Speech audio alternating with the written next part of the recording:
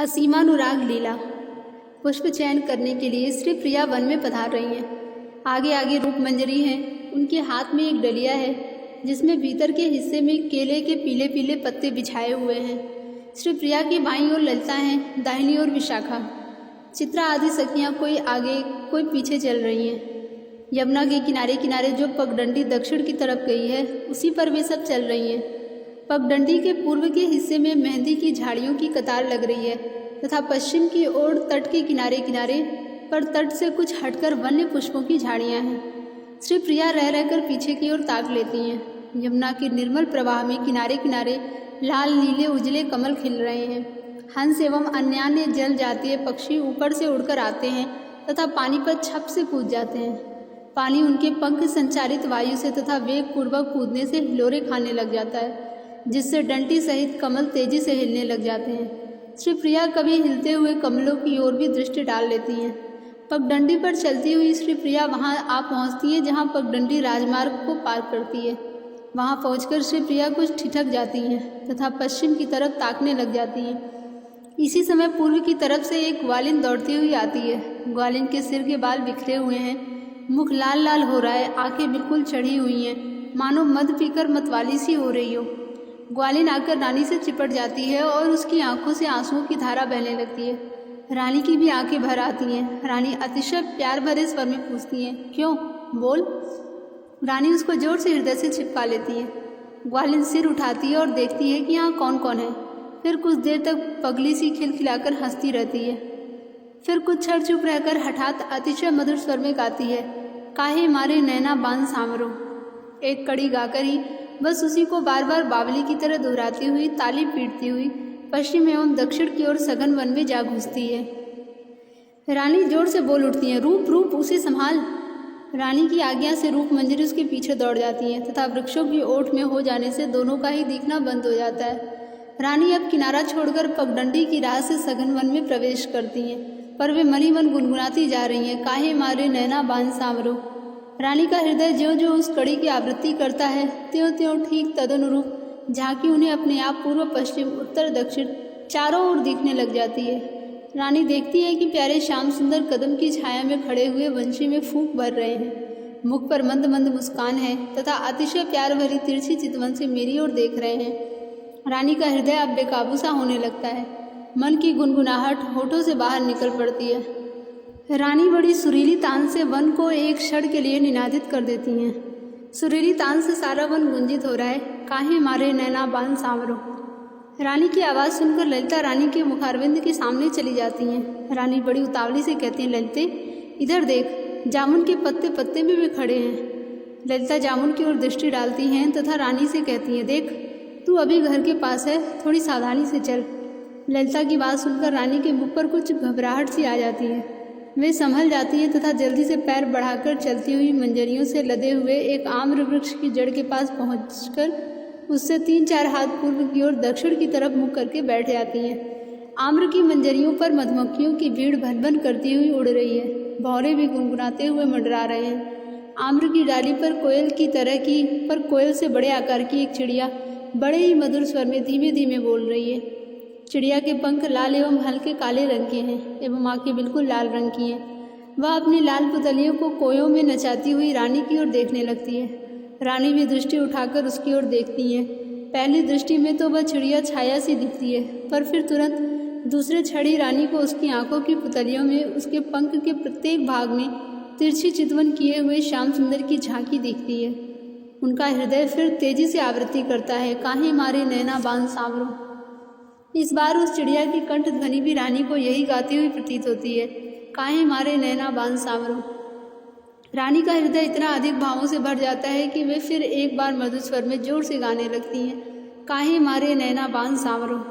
यह गीत गाते गाते रानी उठ पड़ती हैं तथा आम्र वृक्ष की एक डाली झुकाकर उसमें से 2-1 मंजरियाँ तोड़ती हैं। तोड़ते तोड़ते पुनः आम्र मंजरी के स्थान पर उन्हें श्याम सुंदर की झांकी होने लगती है। आम्र मंजरी हाथ से गिर पड़ती है। ललिता उसे उठाकर लवंग मंजरी के हाथ में जो डलिया थी उसमें रख देती हैं। रानी बैठ जाती हैं तथा दोनों कानों पर अपना हाथ रखकर ऐसी मुद्रा बनाती है मानो बड़े ध्यान से कुछ सुन रही हों। फिर बड़ी तेजी से आगे दक्षिण की ओर के तमाल वृक्ष पर दृष्टि जमाकर कहती हैं, ललिते वह सुन, वे मेरा नाम लेकर मुझे बुला रहे हैं। आह, कितनी मधुर कंठ ध्वनि है। ललिता कुछ उत्साह भरी दृष्टि से रानी की ओर देखती हैं, कुछ क्षण देखते रहकर फिर धीरे से कहती हैं, पर मैं तो कुछ भी सुन नहीं रही हूँ। देख, पहले की तरह आज भी भ्रम हो रहा है। श्याम सुंदर तो चंपा कानन में मिलने का इशारा कर चुके हैं, वे वहीं होंगे।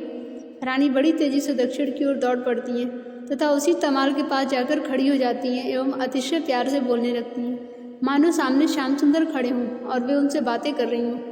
श्री प्रिया कहती हैं, प्यारे श्याम सुंदर, ललिता विश्वास नहीं करती, तुम एक बार जोर से हंस दो। रानी ऐसा अनुभव करती है कि प्यारे श्याम सुंदर मेरे कहने से जोर से हंस रहे हैं। उनकी प्रसन्नता की कोई सीमा नहीं रहती। वे बड़ी प्रसन्न मुद्रा में ललिता से कहती हैं, देख ललिते, अब बोल, तू भ्रम बतला रही थी ना। ललिता कुछ आश्चर्य भरी मुद्रा में कहती है, पता नहीं बहन, तुझे क्या हो गया है। सच, श्याम सुंदर यहाँ नहीं है। तू स्वयं हंसती है और मान बैठती है कि प्यारे श्याम सुंदर हंस रहे हैं। ललिता की बात सुनकर रानी कुछ दुखी सी हो जाती हैं तथा तमाल से जाकर चिपट जाती हैं और करुणा मिश्रित स्वर में कहती है, प्रियतम, क्या करूं? यह ललिता विश्वास नहीं करती, इसे कैसे समझाऊं?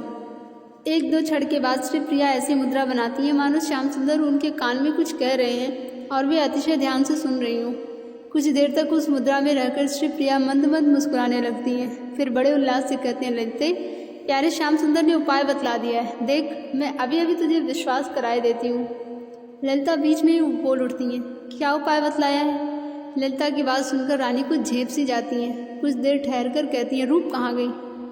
आह, वह अभी तक वापस नहीं आई। रानी यह कह ही रही थी कि रूप मंजरी उसी ग्वालिन का हाथ पकड़े हुए वहाँ आ जाती हैं।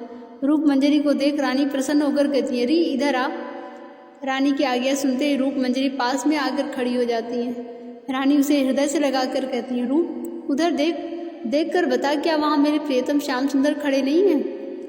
रानी रूप मंजरी को अंगुली से उसी तमाल की ओर देखने का संकेत कर रही हैं। वह उधर ही ताकने लगती हैं। दृष्टि उधर फिरते ही रूप मंजरी को ठीक वहाँ श्याम सुंदर दिखाई पड़ते हैं। वह प्रेम में डूबने लगती है। उसकी दशा देखकर ललिता कुछ आश्चर्य में पूछती है, रूप, तू इस तरह एकाएक विवल क्यों हो गई? रूप मंजरी कहती है, आह ललिता रानी, उधर देखो, प्यारे श्याम सुंदर कितनी प्रेम भरी दृष्टि से मेरी ओर ताक रहे हैं। रूप मंजरी की बात सुनकर ललिता के आश्चर्य का ठिकाना नहीं रहता।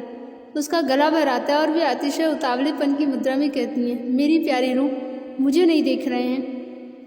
रानी ललिता की बात सुनकर खिलखिलाकर हंस देती हैं तथा कहती हैं, ललिते, अब बता, मैं तो तुम्हारी दृष्टि में बावली हूँ, पर रूप तो बावली नहीं, उसे क्यों श्याम सुंदर दिख रहे हैं? ललिता अतिशय प्यार से रूप मंजरी के पास जाकर उससे शीघ्रता से कहती है, रूप, क्या सचमुच श्याम सुंदर वहाँ खड़े हैं? रूप मंजरी, हाँ ललिता रानी, वह देखो, वे मुस्कुराकर तुम्हारी ओर देख रहे हैं। रूप मंजरी की बात सुनकर ललिता अतिशय आश्चर्य भरी मुद्रा में कहती हैं, बहुत शीघ्रता से उससे कहती है, रूप, मुझे फिर क्यों नहीं दिखते? रूप मंजरी प्रेम में अधिकाधिक अधीर होती जा रही हैं। ललिता उसे जाकर पकड़ लेती हैं। रूप मंजरी ललिता के सहारे से धीरे धीरे उनके चरणों में बैठ जाती हैं। ललिता कुछ क्षण सोचती रहती हैं, फिर कहती हैं, अच्छा रूप, तू श्याम सुंदर से पूछ तो सही, तुम्हें क्यों दिख रहे हैं? रूप मंजरी उस तमाल के वृक्ष की ओर कुछ देर तक देखकर कहती हैं, ललिता रानी, प्यारे श्याम सुंदर कहते हैं। रूप मंजरी का कंठ भर आ जाता है। कहते कहते वाणी रुक जाती है। ललिता बड़े प्यार से पूछती है, हाँ हाँ, क्या कहते हैं, बोल। रूप मंजरी कहती हैं, प्यारे श्याम सुंदर ने कहा कि अभी अभी तुम्हें मेरी प्यारी राधा ने अपने हृदय से लगाया था, इसीलिए तुम मुझे देख रही हो। रानी रूप मंजरी की बात सुनकर खिलखिलाकर हंस पड़ती हैं, पर ललिता की मुद्रा कुछ ऐसी अस्त व्यस्त सी है कि उन्हें देखकर ऐसा प्रतीत होता है मानो वे किसी बात पर गंभीरता से विचार कर रही हों। अब रूप मंजरी रानी के पास जाकर खड़ी हो जाती हैं। रानी कुछ गंभीरता के स्वर में ललिता से पूछती हैं, क्यों, अब विश्वास हुआ? मुझे बावली बता रही थी ना? ललिता अतिशय व्याकुलता मिश्रित स्वर में कहती है, रूप, अच्छा एक बार श्याम सुंदर से पूछ, फिर वे मुझे क्यों ठग रहे हैं? मैं तो उन्हें नहीं देख पा रही हूँ, ऐसा क्यों? रूप मंजरी कुछ देर पुनः तमाल की ओर देखकर कहती है, ललिता, वह देखो, तुम्हारे बिल्कुल दाहिने कंधे के पास खड़े होकर वे कह रहे हैं कि रूप, यदि ललिता आदि को ठगूं नहीं, तब तो फिर यहाँ बावलियों का समुदाय इकट्ठा हो जाए। मेरी प्यारी राधा बावली है ही, ललिता भी बावली हो जाए, फिर मेरी प्राणेश्वरी राधा को कौन संभाले? ललिता से कहते कहते रूप मंजरी प्रेम में मूर्छित सी होने लगती हैं। ललिता का भी चेहरा प्रेमावेश की अतिशयता के कारण बिल्कुल लाल सा हो जाता है। उनका मन भावों के समुद्र में डूबने उतराने लगता है। वे कुछ बोलना चाहती थी कि इसी समय रानी बिल्कुल बावली सी होकर बड़ी तेजी से दक्षिण की ओर दौड़ने लग जाती है। ओढ़नी सिर से नीचे गिर जाती है तथा अंचल भी सिर से अब गिरा तब गिरा होने लग जाता है।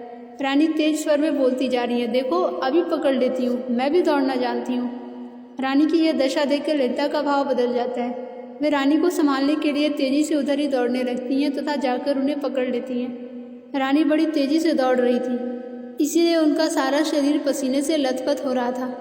ललिता के पकड़ते ही वे बोली, छोड़ छोड़, नहीं तो वे बहुत आगे निकल जाएंगे।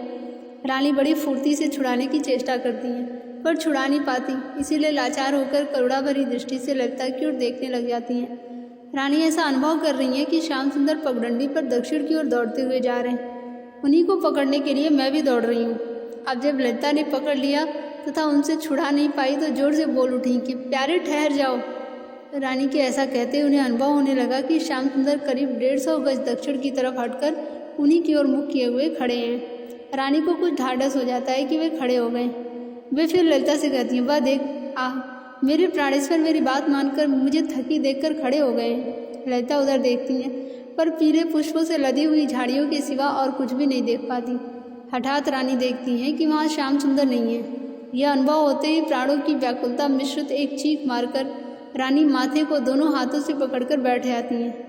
ललिता कुछ विचार में पड़ जाती हैं तथा उपाय सोचने लग जाती हैं कि किसी प्रकार इस बावली सखी को यह जचा दूँ कि श्याम सुंदर तुम्हारी प्रतीक्षा में मेरे कुंज में बैठे हैं। इसीलिए वे विशाखा को कुछ इशारा कर दी हैं। रानी सिर नीचा किए हुए बिल्कुल निश्चेष्ट सी बैठी हैं। विशाखा धीरे से रानी के कंधे को हिलाकर कहती है, बावली, तू तो यहाँ पत्थर की मूर्ति बनी बैठी है और प्यारे श्याम सुंदर चंपा कानन में तेरी बाट देख रहे हैं। विशाखा की बात सुनकर रानी कुछ घबराई सी होकर इधर उधर देखने लग जाती है तथा कुछ क्षण बाद पूछती हैं, तो क्या सचमुच मुझे भ्रम हो गया था? मेरे प्यारे श्याम सुंदर यहाँ नहीं है? विशाखा बड़ी तेजी से कहती है, हाँ बहन, तुझे भ्रम हो गया है। विशाखा की बात सुनकर रानी कुछ गंभीर सी होकर खड़ी हो जाती हैं तथा चुपचाप शांत भाव से धीरे धीरे पगडंडी पर दक्षिण दिशा की ओर चलने लगती हैं। ललिता चाहती है कि वह बावली सखी बातों में किसी प्रकार उलझी हुई रास्ता चलती रहे, तब तो जल्दी पहुंचना संभव है, नहीं तो पता नहीं कुंज तक पहुंचते पहुंचते फिर किस भावावेश में जा पहुंचे, और नहीं तो कम से कम गिरिवर स्रोत तक तो शांति से चले चले, फिर कोई भय नहीं। इसी विचार से ललिता रानी से कहती है, हाँ तुमने स्वप्न सुनाने की बात कही थी, अब सुना। रानी ललिता की बात सुनकर मानो सोकर जगी हो इस मुद्रा में पूछती है, कैसा स्वप्न? ललिता, क्यों भूल गई? तुमने कहा था कि ठीक उषा काल के समय मैं आज अतिशय सुंदर स्वप्न देख रही थी। रानी के मुख पर इस बात को सुनकर प्रसन्नता छा जाती है। वे कहती हैं, हाँ कहा था, सचमुच ललिते, बड़ा सुंदर स्वप्न था। ललिता बड़ी उत्कंठा की मुद्रा में कहती हैं, फिर जरूर सुना। रानी कुछ बोलना चाहती है पर रुक जाती हैं, फिर मुस्कुराकर कहती हैं, देख, प्यारे के हृदय से लगी हुई मैं आनंद में बेसुध सी हो रही थी। नींद आज रात में एक क्षण के लिए भी आई ही नहीं, पर प्रभात होने के अंतिम क्षण पहले आंख लग गई। मैं देखती हूँ कि संध्या का समय है। मैं गौरी पूजन करने के लिए केशी तीर्थ वाले घाट पर स्नान करने आई हूँ। आकाश में बादल छाए हुए हैं। घाट पर पैर रखा ही था कि प्यारे श्याम सुंदर उत्तर पूर्व के कोने की एक झाड़ी के पास खड़े दिख पड़े। प्यारे एकटक मुझे एवं मैं प्यारे को एकटक देख रही थी। उसी समय बड़े जोर की आंधी चली, चारों ओर अंधकार छा गया। बिजली जोर से रह रहकर चमक जाती थी। बिजली के प्रकाश में मैंने देखा वे मुझे अपने पास आने के लिए हाथों से इशारा कर रहे हैं। मैं बावली सी होकर दौड़ पड़ी। पानी की बूंदें टप टप करती हुई मेरी साड़ी पर गिर रही थी। ललिता, मैं ऐसा अनुभव करने लगी कि साड़ी बिल्कुल भीग गई है। मैं उसी भीगी साड़ी को लपेटती हुई प्यारे श्याम सुंदर की ओर तेजी से बढ़ने लगी, पर पैर उठते नहीं थे। हृदय चाहता था दौड़कर प्रीतम के पास जा पहुंचूं, पर दौड़ पाती नहीं थी। मन व्याकुल होने लग गया। उसी समय देखती हूँ कि वे स्वयं मेरे पास आ गए हैं। उनकी आंखों से प्रेम झर रहा था। आते ही वे प्यार से बोले, प्रिय, तो बिल्कुल भीग सी गई है। उस आम्र निकुंज में चले चलें। वर्षा का वेग थोड़ा रुकने पर चली जाना। ललिता, प्रियतम की बात सुनकर मेरा हृदय बिल्कुल भर आया। आंखें भर आईं, मानो हृदय पानी बनकर प्रीतम की ओर बहने लग गया। फिर प्यारे श्याम सुंदर ने अतिशय प्यार से मुझे उठाया। मेरे पैर मात्र जमीन पर थे, बाकी शरीर का संपूर्ण भार प्यारे श्याम सुंदर के ऊपर देकर चल पड़ी। सघन आम्र के वृक्षों का निकुंज पास में ही था। उसकी आड़ में हम दोनों जा छिपे। वायु का वेग वहाँ अत्यंत धीमा था। वहाँ प्यारे श्याम सुंदर ने अपने प्यार भरे हाथों से मेरे कमर के ऊपर के गीले वस्त्रों को उतार दिया, मेरे उन अंगों को अपने पीताम्बर से ढक दिया, फिर कमर के नीचे भी पीताम्बर बांधकर मेरी गीली चुनरी को अपने हाथों में लेकर निचोड़ने लग गए। ललिता, जिस समय प्यारे श्याम सुंदर उसे निचोड़ रहे थे, पानी की धारा उनके पैरों पर गिर रही थी। उस समय मेरा हृदय असीम अनुराग से अधिकाधिक बढ़ता जा रहा था। रानी स्वप्न की बात ललिता से कहती जा रही थी तथा प्रेम से उनका हृदय भरता जा रहा था। रानी की बात सुनकर ललिता बीच में ही बोल उठती है, बावली, क्या भूल गई? अनंत चतुर्दशी के दिन ठीक यही घटना घटी थी। तूने ही तो मुझसे कहा था। अब ललिता की बात सुनकर रानी कुछ चौंक सी जाती है। रानी का सुंदर मुखारविंद कुछ ऐसी मुद्रा धारण कर लेता है मानो वे कुछ याद कर रही हो। कुछ क्षण चुप खड़ी रहकर बोल उठती है, हाँ री, ठीक है, सचमुच अब याद आई। देख, संभवतः आज बिल्कुल सोई ही नहीं, प्यारे के हृदय में मुंह छिपाई लेटी हुई थी। अनंत पूजा के दिन तुमने कौस्तुभ मणि के ध्यान का वर्णन करते हुए यह कहा था कि भगवान अनंत के हृदय पर कौस्तुभ रहता है। तू तो कौस्तुभ का वर्णन करने लग गई, पर मेरा मन प्यारे श्याम सुंदर के विशाल वक्षस्थल की शोभा के ध्यान में इतना तल्लीन हो गया कि मैं तुम्हारी बात फिर आगे सुन नहीं सकी। मैं सोचने लगी कि प्यारे श्याम सुंदर जिस समय मेरे गले में बाँह डालकर हृदय से लगाते हैं, उस समय मेरा सिर उनके वक्षस्थल पर जा टिकता है। ऐसा करके मेरे प्यारे आनंद में विभोर हो जाते हैं, पर मेरा कठोर सिर कहीं प्यारे के वक्षस्थल पर चोट तो नहीं लगा देता है। प्यारे के वक्षस्थल में सिर छिपाए हठात इसी भाव से पुनः भावित हो गई थी। मैं ऐसा सोच ही रही थी कि प्यारे ने उसे जोर से अपने भुजपाश में दबा दिया। अपने हृदय की उमंग से प्यारे ने मेरे मस्तिष्क को भर दिया। पूजा के बाद उस दिन संध्या स्नान का दृश्य सामने नाचने लग गया। मैं उस चिंतन में बिल्कुल विभोर हो गई थी, बिल्कुल उसी तरह अनुभव करने लग गई थी। सारी के बोलने पर मेरी आंखें खुली। मैंने सोचा कि स्वप्न देखा है, सचमुच मुझे भ्रम हो गया था। रानी यह कहते कहते रुक जाती है तथा कान देकर कुछ सुनने लग जाती है। कुछ क्षण रुककर के फिर कहती हैं, सुन तो सही, मेरा नाम लेकर भी पुकार रहे हैं क्या? ललिता रानी का भावावेश बढ़े नहीं, इसीलिए खिलखिलाकर हंस पड़ती है तथा कहती हैं, तू बावली हुई है, चंपा कानन में श्री कृष्ण है, वहाँ से उनकी आवाज़ यहाँ कैसे सुनाई पड़ सकती है? जल्दी से चल, वहाँ चले, तू ही तो देर कर रही है। ललिता की बात सुनकर रानी कुछ गंभीर सी हो जाती है। बात करते करते गिरिवर स्रोत के पास सखी मंडली के सहित रानी पहुँच जाती हैं। अभी अभी रानी ने जो स्वप्न की बात कही थी उसकी स्मृति पुनः उनके मन में जाग उठती है। रानी चलती जा रही है तथा धीरे धीरे एक पद गुनगुनाते जा रही हैं। पद स्पष्ट नहीं सुन रहा है। गुनगुनाते रहने पर कभी कभी एक दो शब्द सुन पड़ते हैं, जिससे ललिता आदि को अनुमान हो जाता है कि पुनः उसी स्वप्न की लीला के भाव राज्य में अग्रसर होती चली जा रही हैं। इसी बीच में गिरिवर स्रोत के पुल पर पहुंच जाती हैं। स्रोत का निर्मल जल, बंधे हुए किनारे, सुंदर पुल तथा किनारे किनारे स्थित वन श्रेणी को देखकर रानी का आंतरिक भाव उद्दीप हो जाता है। वे उसका संवरण करने में कुछ लाचार सी होने लगती हैं, साथ ही डरती भी हैं कि कोई कहीं आंतरिक भाव को जान न ले। अस्तु, इसी उधेड़ बुन में कभी चलती चलती रुक जाती हैं, कभी गुनगुन करती हैं एवं कभी इधर उधर देखने लग जाती हैं। रानी पुल को पार करके रंग देवी के कुंज के किनारे की सड़क पर चलने लगती हैं। स्रोत के दक्षिणी किनारे पर 5-5 हाथ की दूरी पर छोटे कद के चंपा के पेड़ एवं एक कतार में लगे हुए शोभा पा रहे हैं। चंपा वृक्षों में छोटे छोटे फूल खिल रहे हैं। रानी बढ़कर टहनी के सहित फूल का एक गुच्छा तोड़ लेती हैं और सोचती जा रही हैं कि इसी फूल का आभूषण बनाकर प्यारे श्याम सुंदर के कानों में पहनाऊंगी। कभी श्याम सुंदर की छवि एवं कभी उस स्वप्न का दृश्य बारी बारी से अंतःकरण को उद्वेलित करता जा रहा है। अब फिर उस स्वप्न की स्मृति गाढ़ी हो जाती है तथा रानी भाव अधिक बढ़ जाने के कारण अत्यंत मधुर कंठ से गाने लग जाती हैं। आज गई हुती कुंजन लो, रसे उत बूंद घने घन घोरत, देव कहे हरि भीजत, देखी अचानक आए गए चित छोरत, लौटी बटू तट ओट कुटी के, लपेटी पटी सो कटी पट छोरत, चौगुन रंग बड़ो चित में, चुनरी के चुचात लला के निचोरत। रानी की मधुर कंठध्वनि वन को गुंजित करने लग जाती है। ललिता आदि कुछ निश्चिंत सी हो गई हैं, क्योंकि वे अब घोष से दूर एवं सघन वन श्रेणी को पार करके अपने कुंजों की सीमा में आ गई हैं। रानी बार बार उस अंतिम चरण को दोहराती हैं, चुनरी के चुचात लला के निचोरत। इसी समय रानी को दिखता है कि रंग देवी एवं चंपक लता के कुंज के बीच की जो सड़क गिरिवर स्रोत को पार करती है, उसी सड़क के ऊपर पुल के पास प्यारे श्याम सुंदर खड़े हैं। रानी बड़ी तेजी से उन्हें पकड़ने के लिए उधर दौड़ पड़ती हैं, साथ में कहती जा रही है, वह देख फिर आ गए, वहाँ खड़े हैं। रानी के पीछे सभी सखियां दौड़ने लग जाती हैं। रानी वहाँ पहुंचकर शीघ्रता से पुल पार कर जाती हैं, पर वहाँ पहुँचते ही श्याम सुंदर दिखने बंद हो जाते हैं। रानी बड़ी आकुलता एवं आश्चर्य भरी दृष्टि से इधर उधर देखने लगती हैं, सोच रही हैं कि कहीं इसी जगह छिप गए हैं। एक बार चंपकलता की कुंज की चारदीवारी पर हाथ रखकर देखती हैं कि इधर गए होंगे। फिर रंग देवी के कुंज की चारदीवारी के पास आकर देखती हैं कि शायद उस कुंज में जाकर छिपे हों। फिर पुल के पास स्रोत की सीढ़ियों पर जाकर देखती हैं कि पुल के भीतर तो नहीं छिप गए हैं। वहाँ से लौटकर निराशा सी होकर उत्तर की तरफ सीधे सड़क पर देखती हैं। इसी समय श्याम सुंदर उन्हें वहाँ से उत्तर सड़क पर राधा कुंड के पास खड़े दिख पड़ते हैं। रानी के आनंद की सीमा नहीं, वे बड़ी तेजी से उधर ही दौड़ती हैं तथा कहती जा रही हैं, वाह जी वाह, बलिहार है, इतनी फुर्ती से वहाँ जा पहुँचे।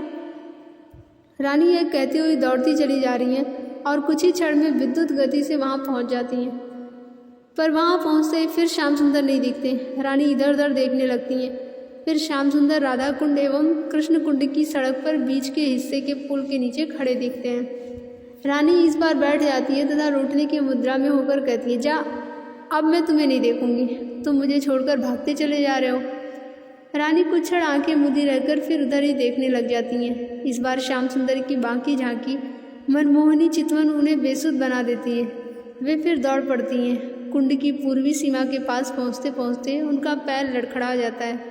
रानी अर्ध विक्षिप्त सी दशा में गिरती हुई सी धम से जमीन पर गिर पड़ती हैं तथा वहीं घास पर मूर्छित हो जाते हैं। ललिता आदि दौड़ती हुई आती हैं, देखती हैं रानी के मुंह से उजला फेन निकल रहा है। देखते ही सबका चेहरा सूख जाता है। ललिता उन्हें चट से गोद में उठा लेती हैं, अपने अंचल से मुख पोंछती हैं, पर रानी को होश नहीं आ रहा है। वृंदा इसी समय वहाँ इंदुलेखा के कुंज से निकलकर चली आती हैं। सब में गंभीरता छा जाती है। आखिर मधुमती विशाखा की आज्ञा से मधुर कंठ से गाना प्रारंभ करती हैं। संगीत प्रारंभ होते ही रानी की दशा सुधरती सी दिखती है, अतः मधुमती और भी उत्कंठा से गाने लगती हैं। कोई एक सामरो री इत वह आवे जाई, ज्यों ज्यों नैनन देखिए री त्यों त्यों मन ललचाई। बदन मदन मनमोहना घूंगर वारे केश, मोहन मूरति माधुरी निर्तत मनोहर वेश। श्याम वरन हियो बेदियो जीवन मद छके नैन, रूप ठगोरी मोही लगीरी बिन देखे नहीं चैन। धीर हरन बड़री भुजारी मद गजराज की चाल, उर देखे मन आ वही वह रहिए बनमाल। समझाए समझत नहीं रही छकी मन रहो बोए, राम राय प्रभु सो रमी कहीं भगवान सख सोए। गीत समाप्त होते ही सन्नाटा छा जाता है। रानी आंखें खोल देती हैं। उनके चेहरे पर अतिशय गंभीरता छाई हुई है। वे धीरे धीरे उठ बैठती हैं, फिर ललिता का सहारा लेकर खड़ी हो जाती हैं। ललिता रानी को पकड़े हुए अपनी कुंज की ओर बढ़ने लगती हैं। राधा कुंड की पूर्वी सड़क को पार करके कुंज में प्रवेश करती हैं तथा सीधे उत्तर की ओर चलती हुई चंपा कानन में आ पहुंचती हैं। एक सखी कुछ इशारा करती है। रानी पूर्व की ओर देखने लग जाती हैं। उधर से वृंदा की एक दासी आती है। ललिता के कान में कुछ धीरे से कहती है। रानी उस दासी से अतिशय प्रेम की मुद्रा में इशारे से ही कुछ पूछती हैं। दासी ललिता की ओर इशारा कर देती है। ललिता कुछ क्षण सोचती हैं, फिर चंपा कानन में आगे की ओर सबके साथ बढ़ने लग जाती हैं। फिर उत्तर एवं पश्चिम के कोने की ओर मुड़ जाती हैं। थोड़ी देर में ही चंपा कानन की सीमा के पास पहुंच जाती हैं। फिर कुछ रुककर पुनः धीरे से सीधे उत्तर की ओर बढ़ने लगती हैं तथा शरीफे के वन में प्रवेश करती हैं। कुछ देर बाद एक सुंदर शहतूत का वृक्ष दिखने लगता है। ललिता प्रसन्नता भरी दृष्टि से अभी कुछ देर पहले वृंदा की जो दासी आई थी उसकी ओर देखती है। दासी सिर हिलाती है। ललिता रानी की बाँह पकड़े उसी वृक्ष के पास जा पहुंचती हैं तथा खड़ी हो जाती हैं। जय जय श्री राधे।